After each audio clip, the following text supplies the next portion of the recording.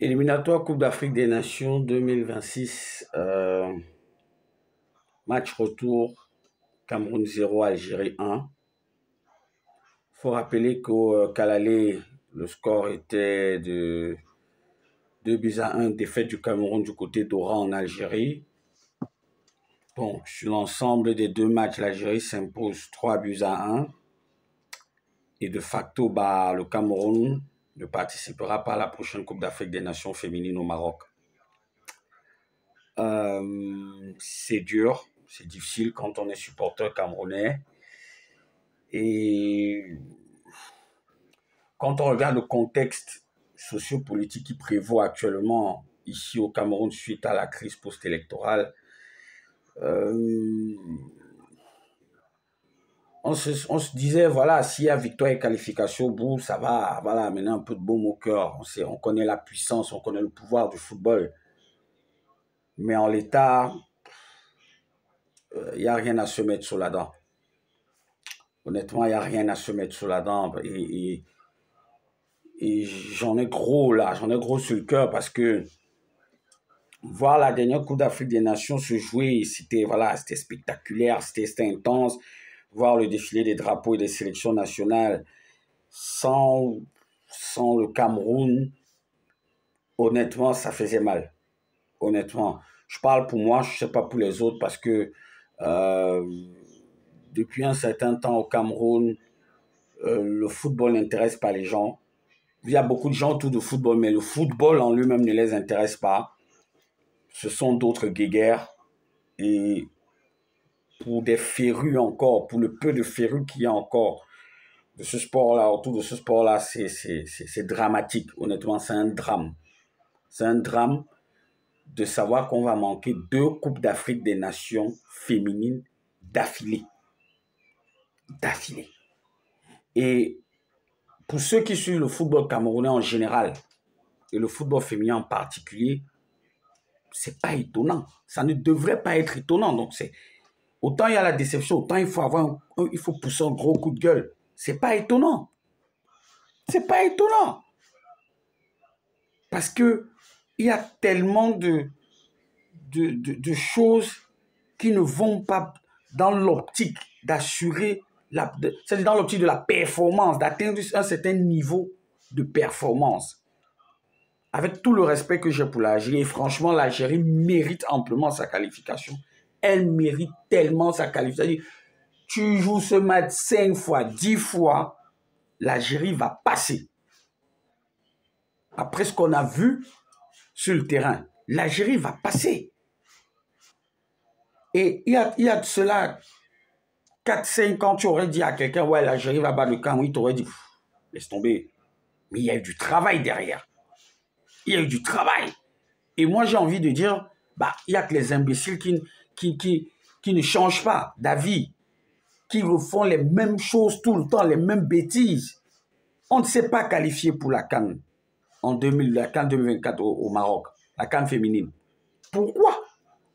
Pourquoi on ne se qualifie pas?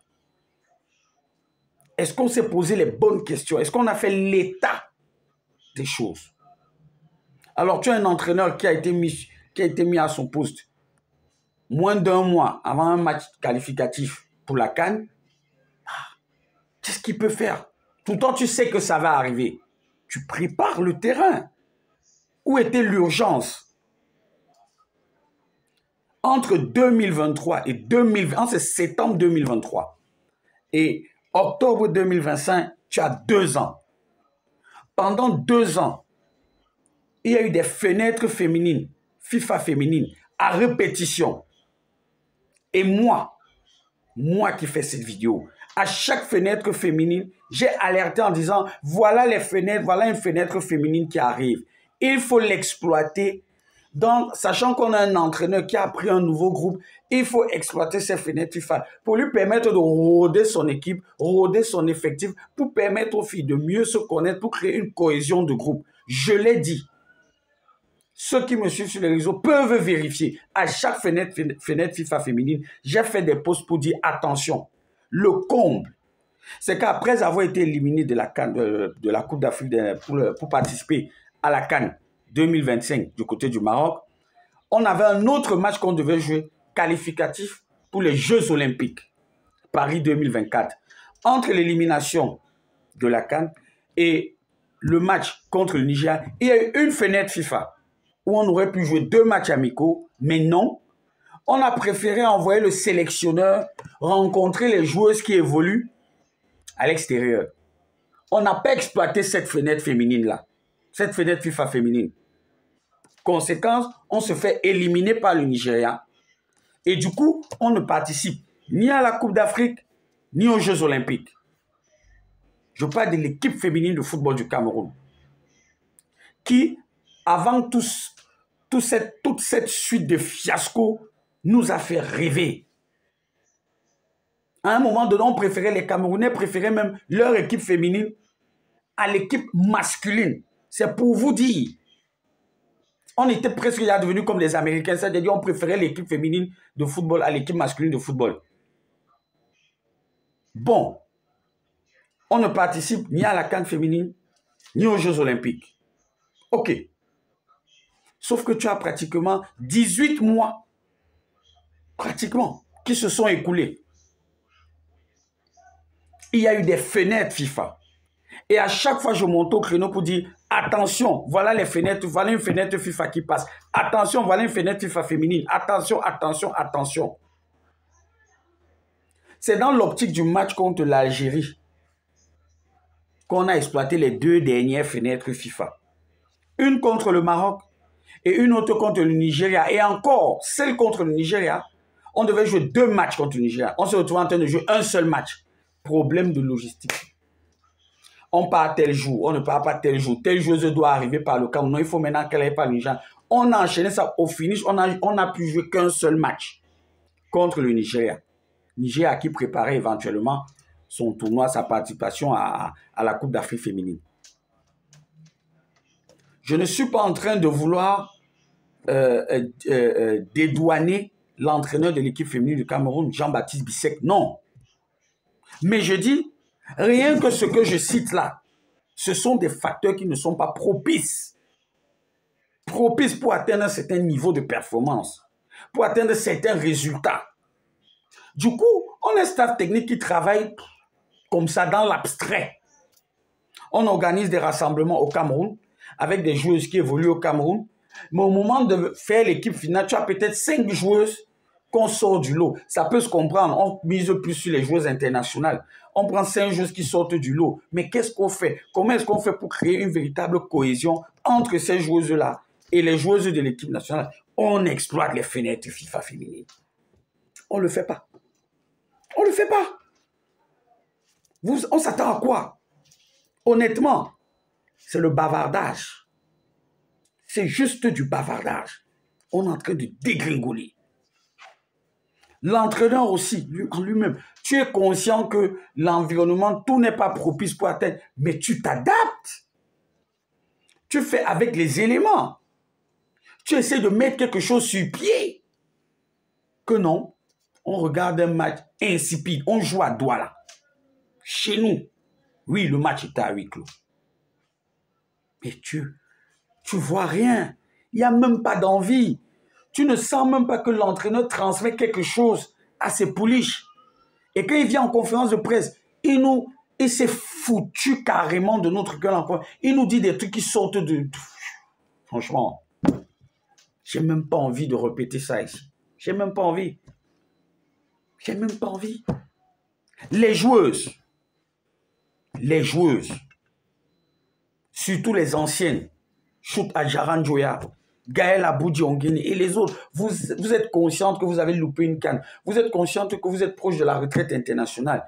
Mettez-y un peu d'envie, d'orgueil, du mordant. Faites preuve de fierté. Prenez vos responsabilités. Même les nouvelles joueuses, vous devez prendre vos responsabilités. Il s'agit du Cameroun. Même pour votre carrière, c'est important de dire dans vos clubs que non, je m'en vais jouer la canne. Dans mon continent, avec mon pays. On ne voit rien. On ne voit pas d'engagement, on ne voit pas de révolte sur le terrain. Hier, on joue un match, 2 passes, on balance. 2 passes, on balance. Face à une équipe algérienne, tactiquement organisé, techniquement supérieur, physiquement même. Et c'est ça qui m'a le plus choqué, c'est que même sur le plan physique, tu regardes ces joueuses-là, bah, attends, tu te dis, non mais frère, attends, pas à ce niveau-là. Elles nous ont bousculés.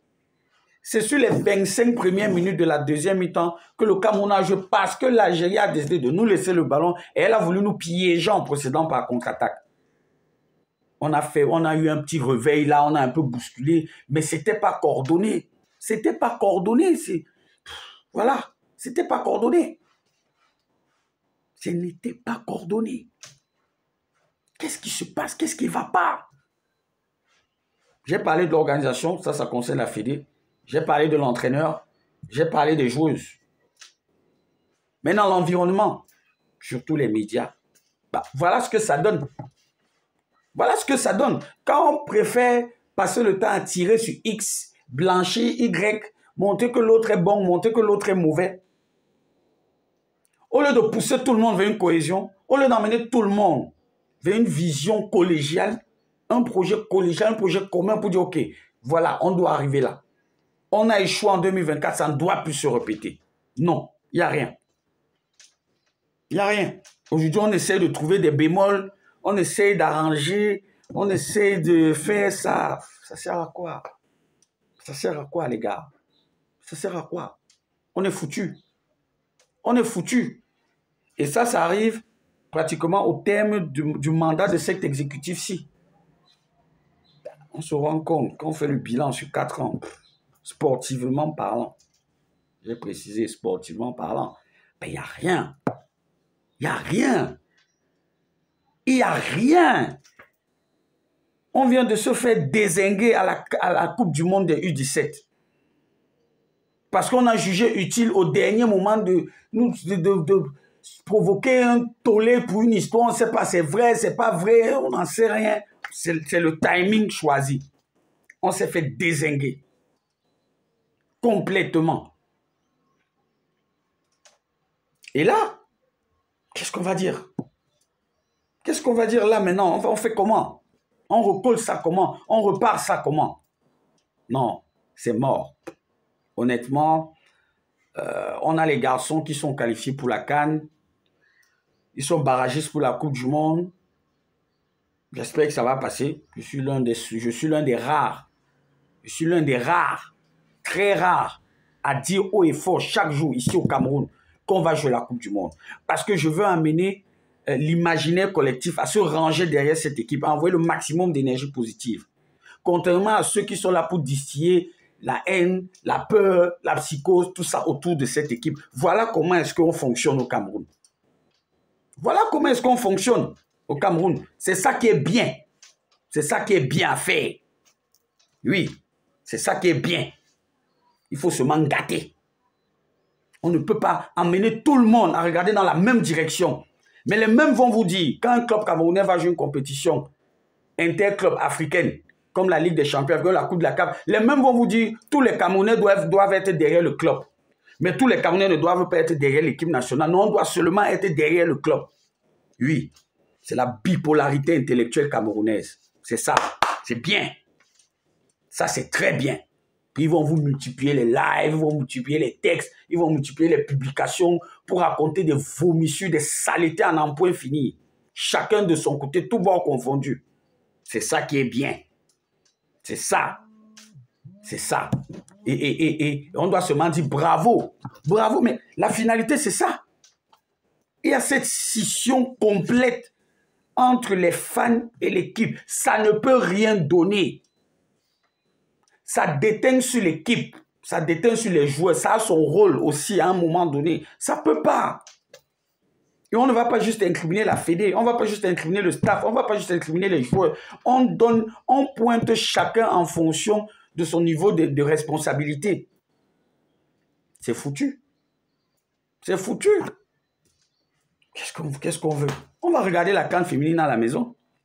Vous avez constaté dans cette vidéo, je n'ai même pas voulu faire le débrief du match. Je n'ai même pas voulu parler du contenu. Parce qu'en première mi-temps, c'était la bouillabaisse. C'était du n'importe quoi en première mi-temps. Du n'importe quoi. Franchement, j'ai même vu des gens dire, est-ce que c'est pas la pluie qui gêne les joueuses? Comme si les Agènes, qu'elles avaient le ballon, la pluie s'arrêtait. Et quand le ballon arrivait dans les pieds des joueuses camerounaises, c'est là qu'il pleuvait. Non, mais what the fuck? Vous avez des techniciens qui parlent comme ça. C'est ça. L'affaire Eglisien-Ibou a fait en sorte que même un technicien incapable de dire ce qu'il voit, incapable de faire une analyse claire d'un match de football, il en est incapable. Il est incapable parce qu'il faut, c'est déjà bouché dans la tête, il faut qu'il réfléchisse en fonction de 80% des Camerounais réfléchissent par procuration. Ça fait 3 ans et demi que je répète cette phrase. L'angélisme et l'objectivité ont tué, l'angélisme et la diabolisation ont tué l'objectivité dans ce pays. Ça fait plus de 3 ans que je prononce cette phrase. On me demande de fermer ma gueule. Une fois de plus, les faits m'ont donné raison. Comme j'ai parlé pour l'histoire de depuis 2022 sur la relève qui devait produire des fruits en 2026, j'ai dit, on m'a demandé de fermer ma gueule. Aujourd'hui, où en sommes-nous? C'est terrible. C'est terrible et voilà, c'est un crève-cœur. C'est un crève-cœur et on n'aura nos yeux que pour pleurer. Et le comble, c'est que ça ne va même rien nous dire. Vous verrez. Ceux qui sont étrangers qui vont regarder cette vidéo, vous allez voir, intéressez-vous un peu à ce que les médias camerounais vont dire. Voilà la Coupe du Monde U17 qui va se jouer. Il y a 10 nations africaines. Le Cameroun n'y est pas. Ça ne va pas intéresser. Ça ne va pas nous intéresser. On va pas essayer d'en tirer les leçons. On n'a pas fait une CAN féminine dernièrement. Une première depuis que cette compétition existe. On ne va pas en tirer les leçons. Non, on va pas. D'abord, on n'a pas tiré les leçons. C'est pour ça qu'on se retrouve encore dans ce qu'on a là aujourd'hui. Et ça va continuer comme ça.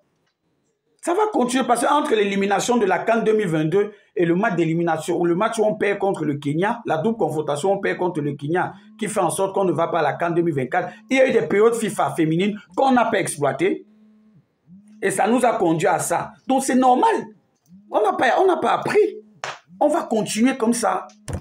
Excusez-moi, c'est un coup de gueule. Et un coup de gueule n'a pas vocation à... Voilà, on met pas... Je ne veux pas mettre de la confiture là-dessus. Non, non, non. Je me lâche. C'est trop... C'est exaspérant, sincèrement. C'est un crève-cœur. Honnêtement, c'est un crève-cœur.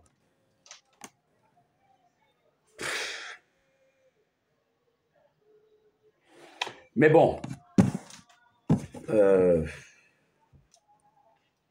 d'aucuns trouveront toujours des conneries à raconter dans une situation pareille. Peut-être qu'on devra faire avec aussi. Le monde aussi a souvent besoin de... Le monde a besoin d'un tout. Comme disait quelqu'un, il suffit d'aligner tous les cons, ils se tiennent par la main, tu en électrocutes un et puis ça fait débarrasser le plancher des autres. Sauf que chez nous, la connerie a tellement pris le pas sur l'intelligence que c'est ce qu'on mérite. Honnêtement, au thème de cette vidéo, c'est tout ce que j'ai envie de dire, c'est ce qu'on mérite. C'est ce qu'on mérite. J'y ai cru. Vraiment, j'y ai cru.